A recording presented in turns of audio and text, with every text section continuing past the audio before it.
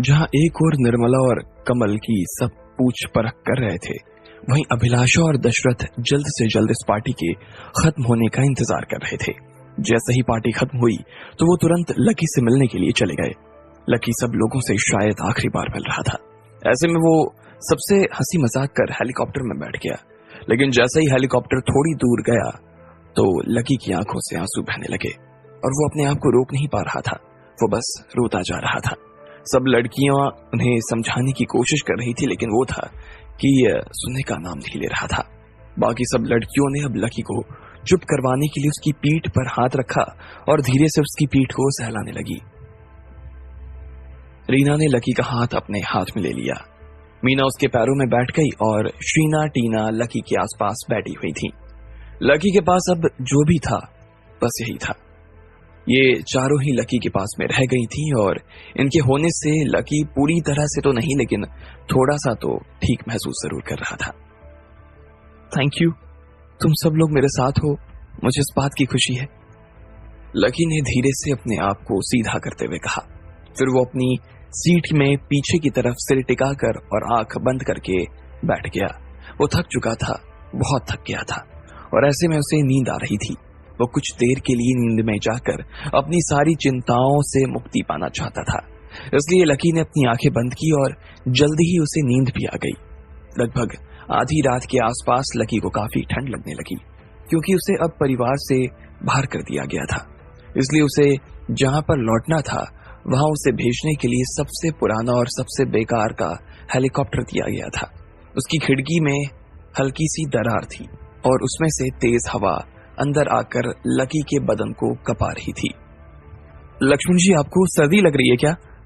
रीना ने तुरंत ही लकी की दिशा में देखते हुए कहा। वो उसे देखते ही समझ गई थी कि लकी को सर्दी लग रही थी। शीना, मीना, तीनों आओ, चलो साथ में लकी जी को गले से लगा लेते हैं, रीना ने बाकी लड़कियों की तरफ देखते हुए कहा। वो चारों लकी को घेर कर बैठ गईं। उनमें से रीना और शीना ने लकी को कसकर गले लगा लिया और अपने बदन की गर्मी से लकी को गर्म करने की कोशिश करने लगी।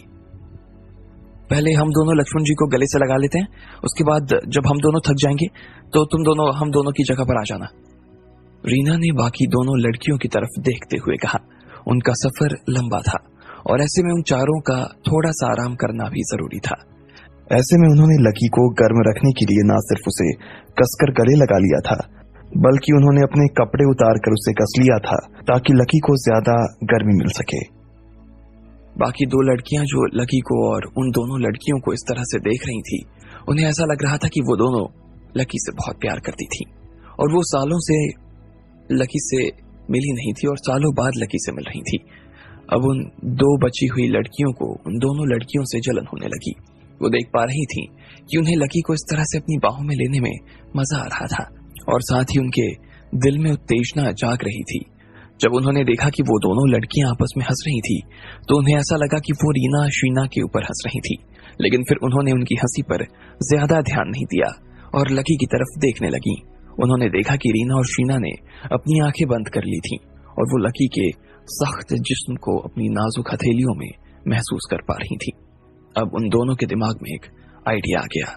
अगर वो दोनों लक्ष्मण जी के साथ में सिर्फ गले लगाने से आगे बढ़ जाती तो, लेकिन जैसे ही उनके दिमाग में ये आइडिया आया तो बाकी दोनों लड़कियों ने तुरंत उन्हें देखा और साफ मना कर दिया।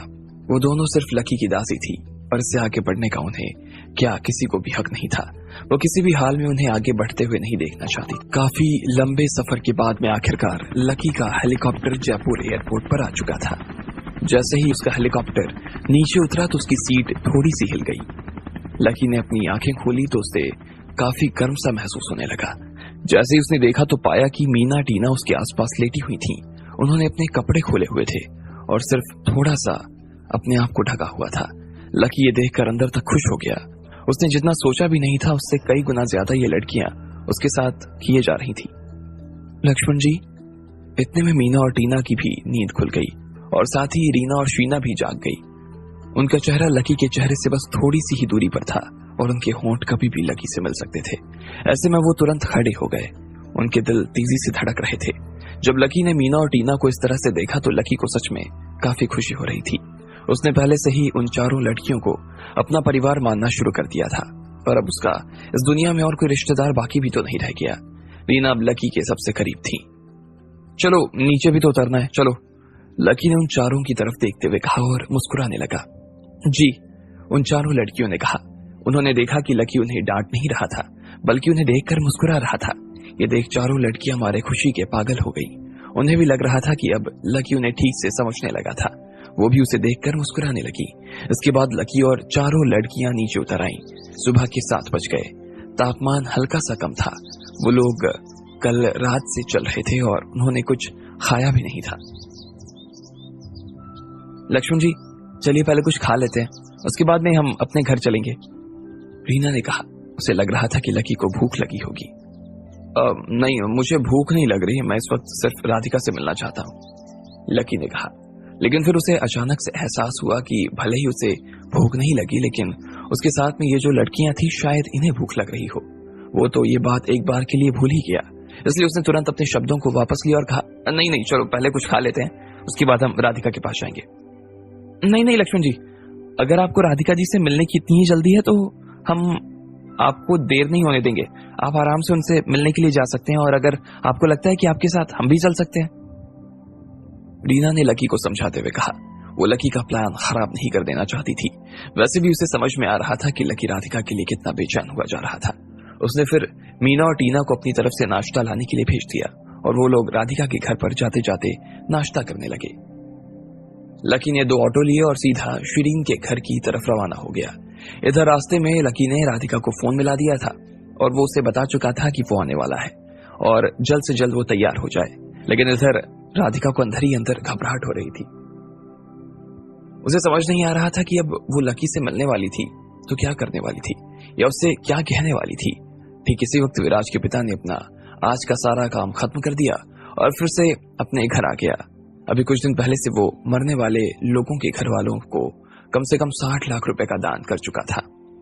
लेकिन फिर भी अब उसे सरकार को इन सारी मौतों के पीछे का कारण समझाने में और भी ज्यादा वक्त लग रहा था। वो इनके पीछे का कारण अग्रवाल परिवार चाहकर भी नहीं बता सकते थे। इसलिए वो अपने बाकी के 20 परिवारों से बात करके पूरे मामले को निपटाने की कोशिश कर रहा था। सरकार को तो सिर्फ इतना ही मालूम था कि किसी ने जबरदस्ती विराज की शादी में घुसकर वहां पर हंगामा कर दिया। वहीं उस हंगामे के दौरान वहां पर गोलियां भी चली और उस गोलीबारी में 6 लोगों की मौत हो गई। इसके बाद विराज परिवार उस समस्या को बहुत आराम से और शांति से निपटा रहा था। लेकिन आम लोगों को तो इस बारे में कुछ मालूम ही नहीं था। उन्होंने तो अपनी आंखों से देखा था कि विराज और शहनाज की शादी बिल्कुल ठीक चल रही थी, उसमें कोई दिक्कत नहीं थी, और उन्हें तो ये भी मालूम नहीं था कि वहां पर 6 लोगों की मौत हो चुकी थी। इधर जयपुर के 20 सबसे बड़े परिवारों ने अपने मुंह सील कर लिए थे। वो किसी भी हाल में इस खबर को अपने मुंह से बाहर नहीं जाने देने वाले थे, क्योंकि अगर उनमें से कोई भी ये कहता कि ये सारा काम अग्रवाल परिवार ने किया है तो सब लोग मारे जाते। इधर विराज का बाप अपने बंगले में दाखिल हो चुका था। इन दिनों वो काफी थका हुआ सा रहता था, लेकिन अब उसे इस बात की शांति थी कि सारा काम हो चुका था और उसे अपनी तरफ से और भी कुछ करने की जरूरत नहीं थी। उसे जितना हो सकता था उसने उतना कर दिया। वो बस घर आकर नहाना चाहता था और फिर से सो जाना चाहता था। पापा आप आ गए? मैंने आपको कितने फोन किए लेकिन आप मेरा फोन नहीं उठा रहे थे, क्यों नहीं उठा रहे आप मेरा फोन? जैसे ही विराज ने देखा कि उसके पापा वापस आ गए, इतने में वो तुरंत भागते हुए वापस अपने पापा के पास आ गया। विराज के चेहरे पर चिंता की लकीरें साफ दिखाई दे रही थी और उसे वो उसकी उम्र से ज्यादा बूढ़ा दिखा रही थी। कल रात को मैं जयपुर के आला अधिकारियों के साथ खाना खा रहा था, इसलिए मेरा फोन साइलेंट पर था, विराज के पिता ने कहा। वो अभी तक तो शांत थे, लेकिन विराज को इस हाल में देखकर उनके दिमाग की बत्तियां फिर से चालू हो गई। ऐसा कैसे हो सकता था? उन्होंने सब कुछ तो ठीक कर दिया था, तो फिर अब उनके खुद के घर में क्या हो रहा था? क्या बात है? जैसे ही विराज के पिता ने उससे ये पूछा तो वो चुपचाप खड़ा रहा। उसका मन तो कर रहा था कि वो जल्दी से कह दे कि शहनाज को उन लोगों के राज के बारे में पता चल गया और वो वहां से भाग गई, लेकिन जैसे ही ये शब्द उसकी जुबान पर आए वैसे ही उसने उन्हें फिर से निगल लिया। किसी भी हाल में वो अपने पिता से ये तो नहीं कह सकता था। 3 दिन की शादी के बाद में वैसे भी विराज के पिता ने उसे समझाया था कि शहनाज को उसके ऊपर किसी तरह का शक नहीं होने देना चाहिए। कल भी जब शहनाज उसके कमरे में आई तो उसे वो वापस भेज सकता था, लेकिन उसने अपने पिता की बात नहीं सुनी और इस बीच ये सब हो गया कि अब उससे कहते भी नहीं बन रहा था। लेकिन वो तो अपने पिता के ना होने का फायदा उठाने के बारे में सोच रहा था और अगर वो अपने गार्ड को बोलकर उत्तेजना वाली दवा नहीं मंगवाता तो शायद वो अपने कमरे में जल्दी पहुंच सकता था और फिर ये जो कुछ हुआ उसे टाल भी सकता था। अरे बोलो ना, क्या बात है? जैसे ही विराज के पापा ने अपने बेटे की शक्ल देखी तो उनके अंदर की चिंता और ज्यादा बढ़ गई। वो तुरंत ही इस बात को समझ गए कि यह मामला शहनाज से जुड़ा हुआ था और उन्होंने खुद उससे धीमी आवाज में पूछा, क्या बात है? बात शहनाज से जुड़ी है क्या? तुमने क्या उसे टच करने की कोशिश की थी? पापा मुझे माफ कर देना, लेकिन वो शहनाज फिर से अपने घर चली गई है, विराज ने आखिर में कहा और उसका चेहरा और भी ज्यादा मुरझा गया। क्या? ये क्या कह रहे हो? शहनाज फिर से अपने घर चली गई है? दिमाग खराब है तुम्हारा? तुमने उसके साथ ऐसा क्या किया कि वो फिर से अपने घर चली गई है? विराज के पिता ने उसके ऊपर झल्लाते हुए पूछा। अब आगे क्या होने वाला था?